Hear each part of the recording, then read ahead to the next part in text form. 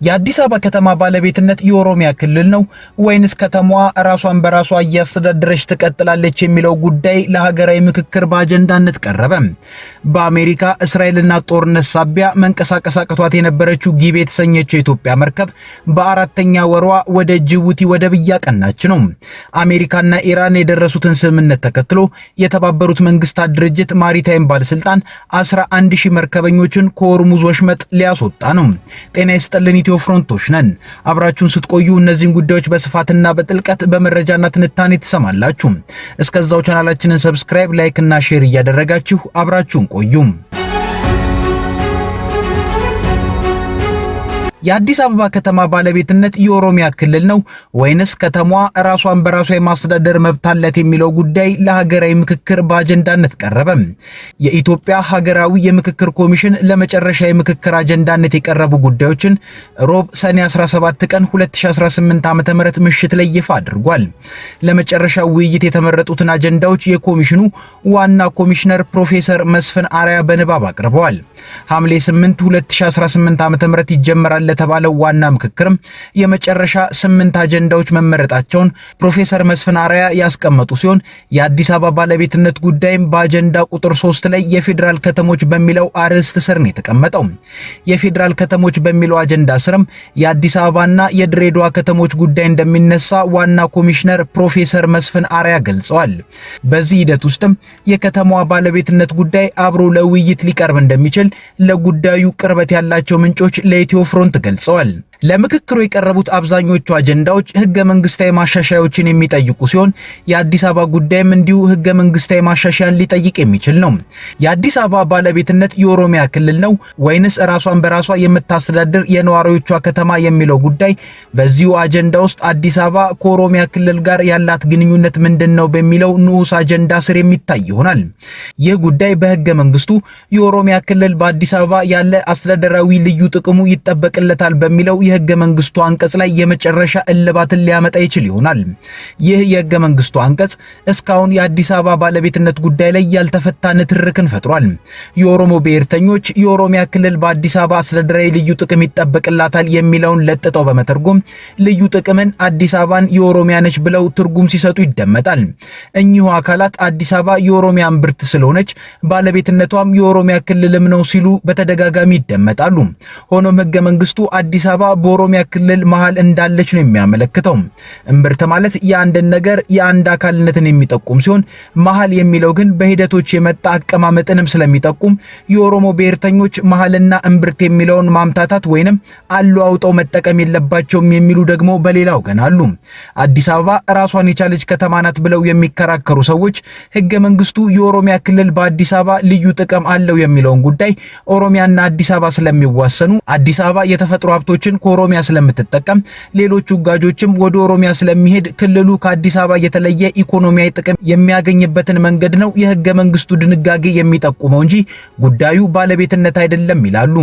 ይህ ጉዳይ እንግዲህ በምክክር ሂደቱ እልባት ሊያገኝ ይችላል ተብሎ ተጠብቋል። ከባለቤትነት በተጨማሪ አዲስ አበባን በሚመለከት በምክክር አጀንዳነት የቀረበው የከተማዋ ህጋዊ አቋም ላይ ነው። ህጋዊ አቋም የሚለው ጉዳይ በአጀንዳ ገለጻው ላይ የተብራራ ነገር ባይኖረውም ነገሩ ግን ከዚህ ቀደም ከከተማዋ ጋር ከሚነሱ ጉዳዮች ጋር ሊያያዝ ይችላል። በህገ መንግስቱም አዲስ አበባ በተቋቋመችበት ቻርተርም የከተማይቱን ነገር ችግር ውስጥ የጨመሩ ነገሮች አሉ። ለምሳሌ የአዲስ አበባ ከተማ አስተዳደርና ምክር ቤት የሚዋቀረው ህዝቡ ለከተማይቱ ምክር ቤት አባላትን ከመረጠ በኋላ ምክር ቤቱ ከንቲባና ምክትል ከንቲባን ሰይሞ ነው። ነገር ግን የከተማዋ ምክር ቤትና ከንቲባው ተጠሪነታቸው ለሀገሪቱ ጠቅላይ ሚኒስትር እንደሆነ ተደንግጓል። በዚህ ሂደት ጠቅላይ ሚኒስትሩ ያላመኑበት ሁኔታዎች ሲኖሩ የከተማውን አስተዳደርም ሆነ ምክር ቤቱን የመበተን ስልጣን ተሰጥቷቸዋል። ጠቅላይ ሚኒስትሩ ይህን አይነት ስልጣን ያላቸው በአዲስ አበባ ላይ እንጂ በክልሎች ላይ አይደለም። ታዲያ የአዲስ አበባ ከተማ ህዝብ እንደ ማንኛውም ክልል ነዋሪ ግብር ከፋይ ሆኖና መርጦ የመሰረተውን መንግስት ከሌሎች ክልሎች በተለየ ሁኔታ በምርጫ የመሰረተውን መንግስት በጠቅላይ ሚኒስትሩ ውሳኔ ለምን የሚያጣበት ሁኔታ ተፈጠረ ብለው መከራከሪያን የሚያነሱ አሉ። ይህ ብቻ ሳይሆን የአዲስ አበባ ከተማ ፖሊስ ኮሚሽንን የመሾም ስልጣን ጠቅላይ ሚኒስትሩ ናቸው ሲጠቀሙበት የታየው። በቅርቡ በቅርቡ እንኳን ለከተማዋ የተሾሙትን የከተማው የፖሊስ ኮሚሽነርና ምክትል ኮሚሽነርን የሾሙት ጠቅላይ ሚኒስትር አብይ አህመድ ናቸው። ይህም ከክልል አስተዳዳሪዎች ተለይቶ ለአዲስ አበባ ከንቲባ የተነጠቀ ስልጣን ነው። እርግጥ የአዲስ አበባ የፖሊስ ኮሚሽን ጉዳይ በከተማይቱ አጀንዳ ላይ በንዑስ የምክክር አጀንዳነት ቀርቧል። የህግ ተንታኞች እንደሚሉት ከአዲስ አበባ ጋር በተያያዘ ብዙ ችግሮች የሚመነጩት የከተማዋ ህዝብ ራሱን በራሱ የማስተዳደር እንጂ የራሱን እድል በራሱ የመወሰን ስልጣን የሌለው በመሆኑ ነው። ህገ መንግስቱ የራስን እድል በራስ የመወሰን ስልጣንን የሰጠው ለብሔር ብሔረሰቦች ነው። ብሔር ብሔረሰቦችና ህዝቦች የሚለው አጠራር ራሱ አከራካሪ ቢሆንም አዲስ አበባ ግን ከሶስቱም በአንድ ውስጥ ስላልወደቀች የራሷን እድል በራሷ የመወሰን መብት የላትም። ብሔር ብሔረሰብና ህዝብ ስላልሆነች በፌዴሬሽን ምክር ቤት ውክልና የላትም። የበጀት ቀመር ውስጥም የለችም። ይህ ሁሉ የምክክሩ አጀንዳ ይሆናል ተብሏል። ከዚህ ውጭ የህገ መንግስቱ አንቀጽ 39 ንዑስ አንቀጾች የብሔር ብሔረሰቦችና የመገንጠል መብት የሚለውን ጨምሮ የሀገሪቱ የመንግስት አወቃቀር ፕሬዝዳንታዊ ይሁን ፓርላሜንታዊ ሆኖ ይቀጥል የሚለው የምክክሩ የመጨረሻ አጀንዳ ሆኗል። በአሜሪካ እስራኤልና ኢራን መካከል በተነሳው ጦርነት ሳቢያ ለወራት በሆርሙዝ ሰርጥ ቆመው ከነበሩ መርከቦች መካከል አንዷ የነበረችው የኢትዮጵያ የባህር ትራንስፖርትና ሎጂስቲክስ መርከብ ጊቤ ከነጭነቷ ወደ ጅቡቲ ወደብ እየመጣች መሆኑን የኢትዮጵያ የባህር ትራንስፖርትና ሎጂስቲክስ ድርጅት ገለጸ። መርከቧ የሆርሙዝ ሰርጥን መሻገሯም ታውቋል። ጊቤ የመላው ኢትዮጵያውያን የክብር ምልክት ናት ያለው ድርጅቱ በ347 ዓለም አቀፍ የወደብ መዳረሻዎች የኢትዮጵያን ሰንደቅ ዓላማ ከሚያውለበልቡ መርከቦች መካከል አንዷ ናት ሲልም ገልጿል። ጊቤ በአሁኑ ወቅት በኦማን ገልፍ አካባቢ የምትገኝና ወደ ጅቡቲ በመጓዝ ላይ ስትሆን የፊታችን እሁድ ወደ መዳረሻዋ ጅቡቲ ወደብ እንደምትደርስም ይጠበቃል። አሜሪካና ኢራን የደረሱትን ስምምነት ተከትሎ የተባበሩት መንግስታት ድርጅት ማሪታይም ባለስልጣን 11000 መርከበኞችን ከሆርሙዝ ወሽመጥ ሊያስወጣ ነው። አሜሪካና እስራኤል በኢራን ላይ በከፈቱት ጦርነት ሳቢያ መርከበኞቹ ከባህረ ሰላጤው አካባቢ ለመውጣት ሳይችሉ ቆይተዋል።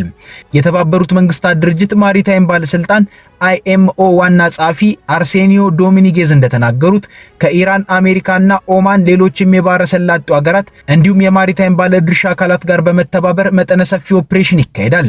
ደህንነቱ በተጠበቀ ሁኔታ ማስወጣት የምንችልበት መንገድንም ዘርግተናል ብለዋል። አሜሪካና ኢራን የመግቢያ ሰነድ ላይ ፊርማቸውን ቢያኖሩም ዝርዝሩን በተመለከተ የሚቃረኑ መረጃዎች እየወጡ ይገኛሉ። በመግቢያ ሰነዱ መሰረት ዓለም አቀፍ የአቶሚክ ኤነርጂ ኤጀንሲ በኢራን ፍተሻ ማድረግ እንደሚችል ዋሽንግተን ብትገልጽም ተህራን ግን አስተባብላለች። የአሜሪካ የውጭ ጉዳይ ሚኒስትር ማርኮ ሩቢዮ ኢራን በሆርሙዝ ወሽመጥ በኩል የሚያልፉ መርከቦችን ምንም አይነት ክፍያ መጠየቅ እንደማትችል ገልጸዋል። ሚኒስትሩ እንደተናገሩት ክፍያ መጠየቅ የኢራንና አሜሪካንን ስምምነት የሚጥስና ከዓለም አቀፍ ሕግ ጋር የሚቃረን ነው።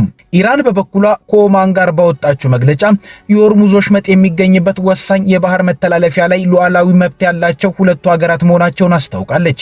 ሀገራቱ ጥምር ኮሚቴ አቋቁመው የሆርሙዝ ወሽመጥ አስተዳደርና መርከቦች ለመተላለፍ የሚፈጽሙትን ክፍያ ጉዳይ በጋራ እንደሚመለከቱም ገልጸዋል።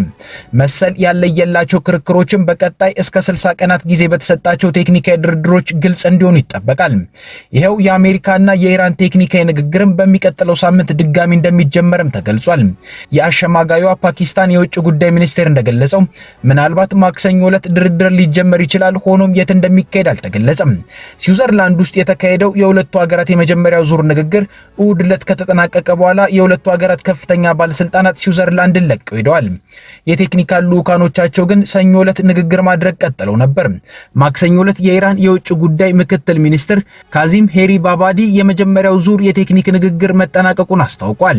ተደራዳሪዎቹ የማዕቀብ መነሳት፣ የኒውክሌር ጉዳይ፣ የኢኮኖሚ መልሶ ግንባታና ልማት እንዲሁም የቁጥጥርና ትግበራ ጉዳዮች ላይ የሚሰሩ 4 ቡድኖችን ማቋቋማቸውንም ገልጿል። እነዚህ የሥራ ቡድኖች አሜሪካና ኢራን የፈረሙትን የመግቢያ ስምምነት ቴክኒካዊ ዝርዝር ጉዳዮች አፈጻጸምን የመከታተል ኃላፊነት ይኖራቸዋል። በሌላ በኩል ስኬታማ ከተባለው ስምምነት በኋላ አስተያየት የሰጡት ፕሬዝዳንት ዶናልድ ትራምፕ ኢራን የኒውክሌር ቁጥጥር እንዲደረግ ባትስማማ ኖሮ ድርድር ሳይካሄድ ይቀር እንደነበር ገልጿል። የአሜሪካው ፕሬዝዳንት ዶናልድ ትራምፕ ኢራን ሙሉ በሙሉና ያለምንም ቅድመ ሁኔታ የኒውክሌር ቁጥጥር እንዲደረግ ፈቅዳለች ሲሉም ተደምጧል። ኢራን ዓለም አቀፍ የኒውክሌር ተቆጣጣሪዎች ወደ አገሪቱ እንዲገቡ ልትፈቅድ ነው መባሉን ብታስተባብልም ትራምፕ ለከፍተኛ ደረጃ የኒውክሌር ቁጥጥር ተስማምታለች ብለዋል። ይህ የኢራን ስምምነት ለረጅም ጊዜና እስከ ወዲያኛው እንደሚዘልቅ ጠቅሰው የኒውክሌር ታማኝነትን የሚያረጋግጥ ነው ሲሉም ተናግረዋል። ኢራን ለዚህ ባትስማማ ኖሮ ተጨማሪ ድርድሮች አይኖሩም ነበርም በማለት አክለዋል። የኢራኑ የውጭ ጉዳይ ሚኒስትር ቃል አቀባይ እስማኤል ባጋይ ከሰዓታት በፊት ዓለም አቀፍ የኒውክሌር ተቆጣጣሪዎች ወደ አገሪቱ እንዲገቡና የደረሰውን ጉዳት እንዲመለከቱ አለመፍቀዱን ገልጿል። የአሜሪካ ምክትል ፕሬዝዳንት ጄዲ ቫንስ ኢራን ለኒውክሌር ተቆጣጣሪዎች ፍቃድ መስጠቷንም ተናግረዋል። ትራምፕ በትሩዝ ሶሻል የማህበራዊ ሚዲያ ገጻቸው ባሰፈሩት ጽሑፍ በዚህና በሌሎች ኢራን ባቀረበቻቸው ስምምነቶች መነሻነት ነው የሆርሙዝ ወሽመጥ ተከፍቶ እንዲቀጥል እንዲሁም በባህር መተላለፊያው ላይ ተጨማሪ ማዕቀብ እንዳይጣል የተስማማሁት ብለዋል። ከኢትዮ ፍሮንት የዛሬው ጉዳዮቻችን እነዚህ ነበሩ። አብራችሁን ስለቆያችሁ እናመሰግናለን። ቻናላችንን ሰብስክራይብ አድርጉልን። መልካም ጊዜ